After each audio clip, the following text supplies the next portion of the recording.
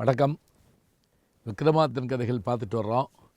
அதுவும் இந்த படிக்கட்டு நெருங்க 32 படிக்கட்டுக்குள்ள போஜராஜன் மேலே ஏறிடுவாரா இல்லையான்னு ஒரு சஸ்பென்ஸ் இருந்துக்கிட்டே இருக்குது.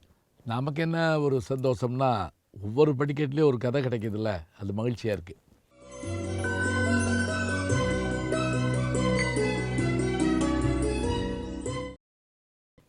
இப்போ வழக்கப்படி அந்த போஜராஜன் படிக்கட்டுக்கு வந்தான். அந்த பதுமை சிரித்தது. உடனே அவன் கேள்வி கேட்டான். அதுக்கு அந்த பதுமை வழக்கப்படி சொல்லிச்சு, எங்கள் அரசன்கிட்ட இருந்தக்கூடிய வீரம், தைரியம், வேகம், கருணை இதெல்லாம் உங்கள்கிட்ட இருக்கா? அப்படி என்ன அப்படின்னு அவனு புதுசாக கேட்குற மாதிரி கேட்டான். அப்போ அந்த பதுமை சொல்ல ஆரம்பித்தது, விக்ரமாதித்தன் ஆண்டு கொண்டிருந்த போது காடாறு மாதம் நாடாறு மாதம் என்பது அவனுடைய வாழ்க்கை முறை.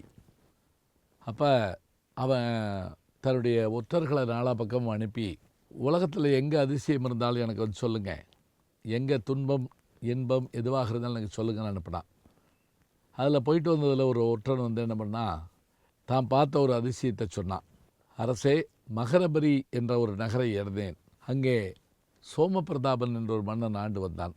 அவனுடைய நாட்டிலே ஒரு அதிசயத்தை பார்த்தேன். அது என்ன அதிசயம் என்று சொன்னால், அந்த ஊருக்கு வெளியில் ஒரு ஆலமரம் இருக்கிறது. அந்த ஆலமரத்திற்கு அடியில் ஒவ்வொரு நாளும் இந்த மன்னனுடைய அரண்மனையிலிருந்து 100 கூடை பொன்னும், அதே போல் மணியும் நவரத்தினமும் மற்றவையும் 100 கூடை உணவும் செல்வதை நான் பார்த்தேன். அதை கொண்டு போய் அவர்கள் அங்கே வைக்கிறார்கள்.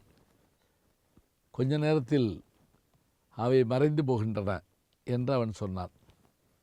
இதை கேட்ட விக்ரமாதித்தன், சரி, நான் அந்த ஊருக்கு சென்று என்ன என்று பார்த்து வருகிறேன் என்று சொல்லிவிட்டு தன்னுடைய மந்திரவாளை எடுத்துக்கொண்டு வேதாளத்தை அழைத்து கொண்டு போனான்.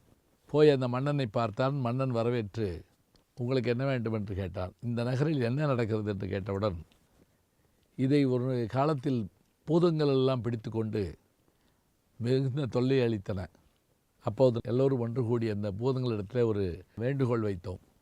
எப்படி என்றால், உங்களுக்கு வேண்டிய பொருளை நீங்கள் தினசரி எடுத்துக்கொண்டு போவதால் எங்களால் ஒன்றும் செய்ய முடியவில்லை. அதற்கு பதில் ஒவ்வொரு நாளும் உங்களுக்கு நாங்கள் இதை தந்து விடுகிறோம், எடுத்துக்கொள்ளுங்கள் என்று சொல்ல, அவை அதே போல் அந்த மரத்தில் போய் ஏறிக்கொண்டன. நாங்கள் தினசரி அப்படி கப்பம் கட்டி கொண்டிருக்கிறோம் என்று சொன்னவுடன், சரி என்று அதை கேட்டுக்கொண்ட விக்ரமாதித்தன் அன்று அந்த பொன்னும் பொருளும் உணவும் போனபோது இவனும் கூட சென்றான். அங்கே அந்த மரத்திலே அவை கீழே இறங்கி வந்த பூதங்கள் அவற்றையெல்லாம் எடுத்துக்கொண்டு போனபோது விக்ரமாதித்தன் அந்த மரத்தில் ஏறி போய்விட்டான். போனால் அங்கே ஒரு நகரமே இருக்கிறது. இப்போ இந்த கதையை நீங்கள் கேட்டுட்டு வர்றப்ப, மரத்தில் எப்படி நகரம் இருக்கும் அப்படின்னு கேட்கலாம். வேற ஒன்றும் வேண்டாம். இப்போ அது அதிகமாக பாராட்டப்பட்ட படம் எதுன்னு பார்த்தீங்கன்னா, ஜேம்ஸ் கேமரனுடைய அவதார் படம். இப்போ 2வது பகுதி வந்துடுச்சு. முதல் பகுதி ரொம்ப பிரமாதம். அந்த முதல் பகுதியில் பார்த்திங்கன்னா, அவர்கள் வாழுவதே அந்த மரத்தின் மேல் இருக்கக்கூடிய நகரத்தில் தான் வாழ்வாங்க. அந்த படையெடுத்து வர்றவங்க கூட அந்த மரத்தை வேரோடு சாய்க்க போகிறோம் அப்படின்னு சொல்கிறப்ப தான் பிரச்சனையே ஏற்படும். இப்போ இதை நம்ம பாராட்டுறோம், வியந்து பார்க்குறோம், அவங்களுடைய வாழ்க்கை முறை நினச்சி எண்ணி பார்க்குறோம். இந்த செய்தியை விக்ரமாதித்தன் கதையில் சொல்கிறப்ப சின்ன பிள்ளையாக இருந்தப்போ நம்பினோம். இப்போ என்ன பண்ணுறோம், இதெல்லாம் சாத்தியமா அப்படின்னு ஒரு கேள்வி கேட்குறோம். ஆனால் விக்ரமாதித்தன் போன உடனே என்ன பண்ணால், அங்கே எல்லா வீடுகளும் நல்ல மக்கள் சௌரியமாக இருந்தாங்க. இவன் பார்த்துக்கிட்டே போனான். அரண்மனையை நோக்கி போனான். அரண்மனையில் உள்ளே போன உடனே பார்த்தா அழகான அந்த அமைப்புகளை பார்த்துட்டே போனான். வெந்நீர் சுட சுட இருந்தது. குளித்தான். சந்தன மஞ்சள்லாம் பூசிக்கிட்டான். சாப்பாடு அறுசுவை உணவு இருந்தது, சாப்பிட்டான். அங்கே ஒரு கட்டில் இருந்தது, படுத்து தூங்கிட்டான். கொஞ்ச நேரம் கழித்து அந்த நாட்டினுடைய அரசியாக இருந்த நவமோகினி மஞ்சரி என்பவள் அரண்மனைக்குள்ளே வந்தால், சுத்த நீர் இல்லை, வெந்நீர் இல்லை, உணவில்லை, தன்னுடைய கட்டில் ஒருவன் படுத்திருக்கிறான். அவளுக்கு மிகுந்த கோபம் ஏற்பட்டது. தன் அடிமைகளாக இருந்த பூதங்களை அழைத்தாள். இவனை கட்டிலோடு கொண்டு தூக்கி எறிந்து விட்டு வாருங்கள் என்று சொல்ல, அந்த பூதங்கள்லாம் ஓடி வந்து விக்ரமாதித்தனை கட்டிலோடு தூக்கின.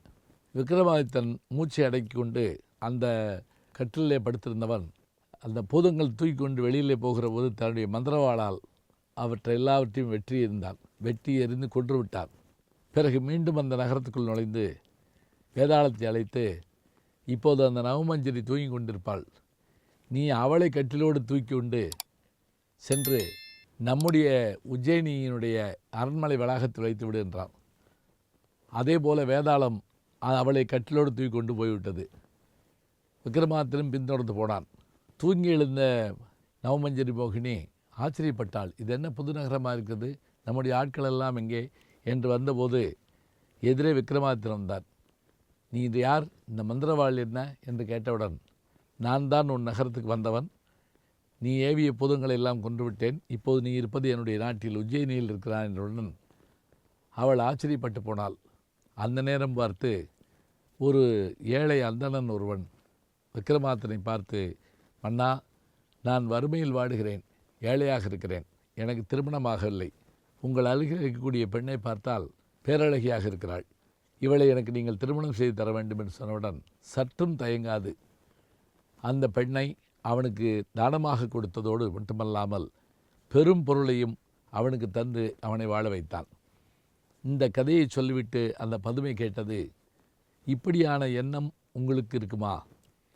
நீங்கள் வீரத்தால் வெல்வீர்களா, வென்ற பொருளை ஒரு ஏழையினிடத்தில் தருவீர்களா, தந்ததோடு மட்டுமல்லாமல் அவர்கள் வாழ்வதற்கு பொன்னையும் பொருளையும் அள்ளி கொடுப்பீர்களா?